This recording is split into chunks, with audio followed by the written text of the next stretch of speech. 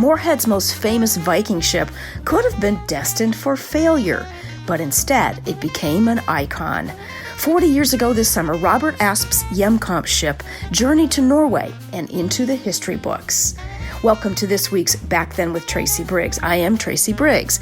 This week's podcast is brought to us by Discover Jamestown. To learn more, go to discoverjamestownd.com.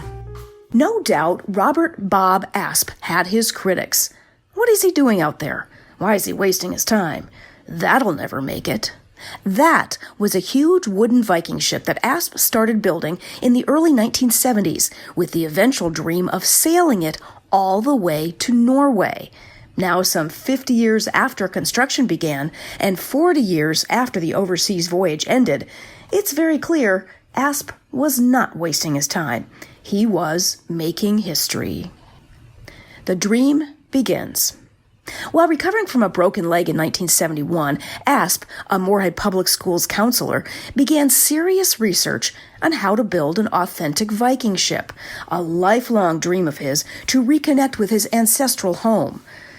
When he had recovered in 1972, he began building the huge wooden ship in an old potato warehouse in Holly.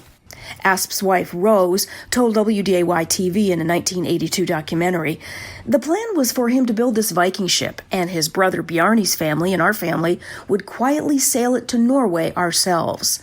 The ship would be named Hjemkomst, Norwegian for homecoming. Even after Asp was diagnosed with leukemia in 1974, his dream didn't die. He just got a little help from friends and family who helped him finish building the ship in 6 years. Fortunately, Asp was able to see the ship, built on the landlocked prairie, get its first taste of the sea.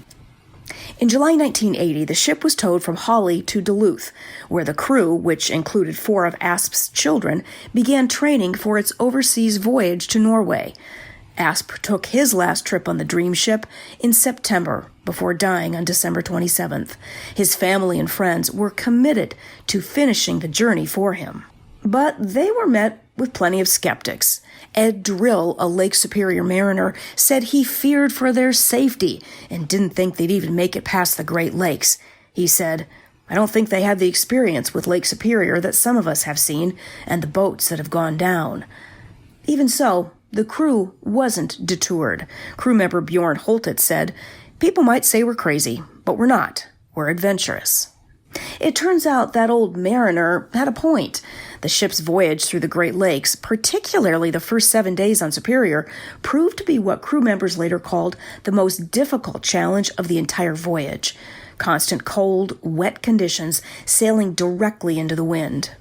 1 month later, 1,500 miles from Duluth, the Hjemkomst and its 13-person crew reached New York City for the start of its transatlantic voyage.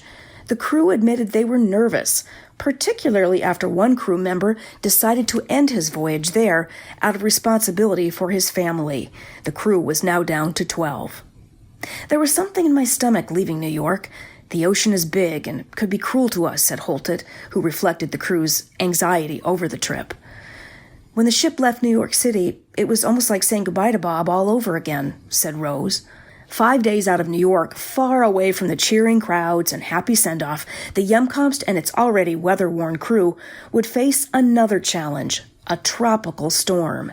55-mile-per-hour winds caused serious damage, including a 14-foot crack along the keel. The amateur sailors, many from Minnesota, where they were certainly more used to shoveling snow than bailing water, were forced to make repairs and scoop out bucket after bucket of water in the wind, rain, and rolling sea. While the crew sailed, nervous family members hoped for the best. Gert Solem, whose son Jeff was aboard the ship, prayed. I have a lot of faith in the skipper upstairs, she said. It must have worked as the ship pulled into Bergen on the west coast of Norway 34 days after leaving New York City, with the crew weary but safe and sound. In mid-July 1982, large crowds greeted the ship and the crew wherever they went in the country. The crew even met the King of Norway. Eventually, the Hjemkomst reached its final destination of Oslo, Norway, on August 9, 1982. The ship was eventually transported back to the United States aboard a freight ship and brought by truck back home to Holly, Minnesota, where the Asp family donated it to the city of Moorhead, where it has come to symbolize the town. It's been incorporated into the Moorhead City logo. The Hjemkomst Center, where the ship is housed, has become a popular multi-use facility. One of Moorhead's elementary schools was even named Robert Asp Elementary. It might be hard to believe that it all started with Bob toiling away in an old warehouse well into the night on a project some thought was just a pipe dream destined for failure. But Bob is getting the last laugh. His wife Rose told WDAY, his dream never died. It's right here. Back Then is brought to you by Discover Jamestown. To learn more, go to discoverjamestownd.com. Forum Communications is proud to be part of The Trust Project. Learn more at thetrustproject.org.